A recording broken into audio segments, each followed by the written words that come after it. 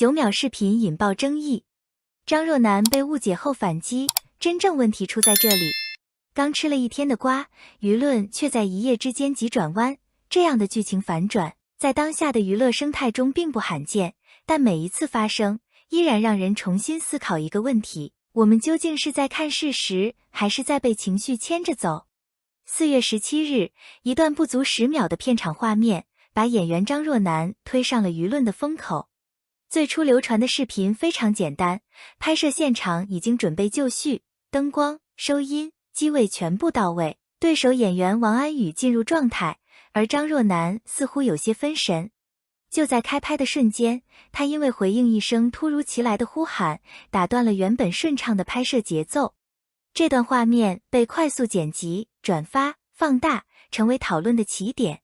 短时间内，不敬业、分心拍戏、拖累剧组进度等标签迅速贴在他身上。很多人并没有看到完整背景，只是依据这短短几秒，就对一个演员的职业态度做出了判断。更关键的是，这段视频在传播过程中被赋予了越来越多的解释。有人将他的回头理解为对外界干扰的迎合，有人进一步延伸为习惯性不专注，甚至开始翻出所谓的过往细节来强化这种印象。一些未经证实的片段也被加入讨论，例如反复念数字代替台词等说法，让舆论逐渐从单一事件演变成对个人职业能力的全面质疑。在这种氛围中，情绪传播的速度远远超过事实核实的速度。评论区逐渐失控，讨论从作品和拍摄本身转向了对个人的评价。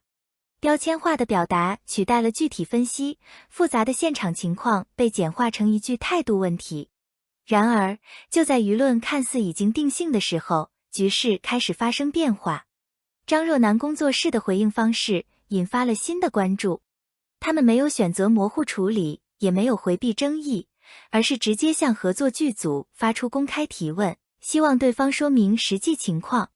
这种直接明确的态度，让事件从单向指责变成了多方责任的讨论。随着更多信息逐渐浮出水面，原本被忽略的一个细节开始被重新审视。那一声突如其来的呼喊究竟来自哪里？有业内人士指出，正常拍摄流程中，正式开机阶段应当保持现场的绝对秩序，非工作人员不应出现在可干扰区域，更不应发出影响拍摄的声音。如果确实存在外部人员进入拍摄范围，并在关键时刻出声，那么对演员造成干扰几乎是不可避免的。从这个角度再回看那段视频，张若楠的反应其实更接近一种本能。人在高度集中状态下，突然听到自己的名字，第一反应往往是确认来源。这种瞬间的分神，并不能简单等同于职业态度问题。同时，关于念数字的讨论也开始出现不同解释。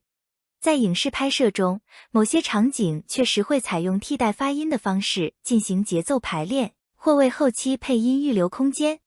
这类操作并不罕见，但在脱离具体语境的情况下，很容易被误读为不做准备。当这些信息逐渐被拼合在一起时，原本单一的叙事开始出现裂缝。问题不再只是演员是否专注，而是延伸到现场管理、信息传播以及公众判断方式等多个层面。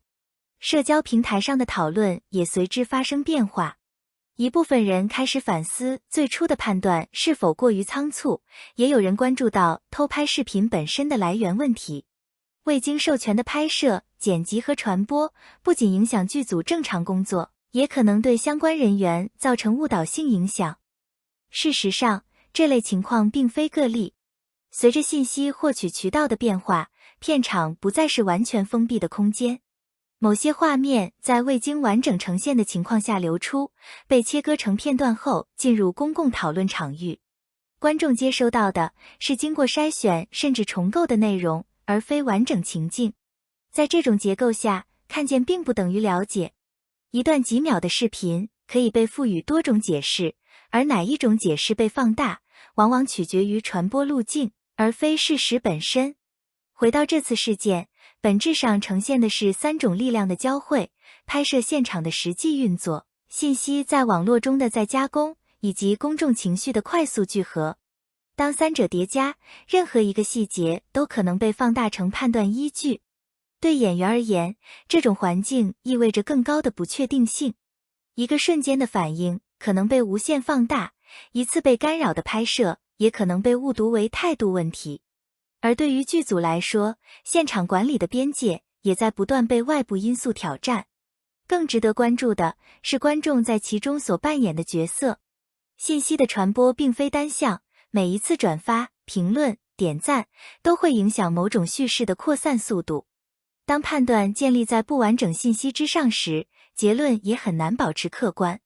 因此，这起风波的意义并不只在于还原某一个瞬间的真实，更在于提醒我们，在碎片化信息环境中，理解一件事情远比表达立场更重要。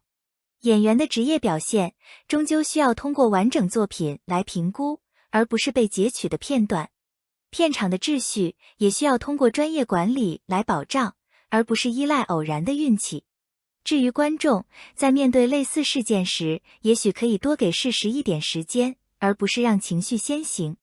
当舆论逐渐冷却，留下的或许不是某一个标签，而是一种更清晰的认知。在信息被不断切割和重组的时代，保持判断的耐心本身就是一种难得的能力。那么问题也随之而来，当下一次类似的片段再次出现时，我们会选择立即下结论，还是先等待更多信息，